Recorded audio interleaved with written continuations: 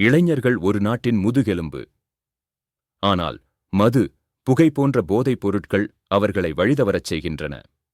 போதைப்பொருள் உடலை பாதிப்பதோடு மட்டுமில்லாமல் மனநலத்தையும், கல்வியையும், குடும்பத்தையும் சீரழிக்கிறது. போதைப் பொருளை ஒருமுறை தொட்டாலும் அதிலிருந்து விலகுவது மிகவும் கடினம். அது நம் வாழ்க்கையையே கெடுக்கும். அதனால் நாம் அதனை தொடவே கூடாது. பெரும்பாலும் இளைஞர்கள் போதைப் பழக்கத்தில் சிக்குவதற்கு தவறான நண்பர்களின் பங்கு இருக்கும்.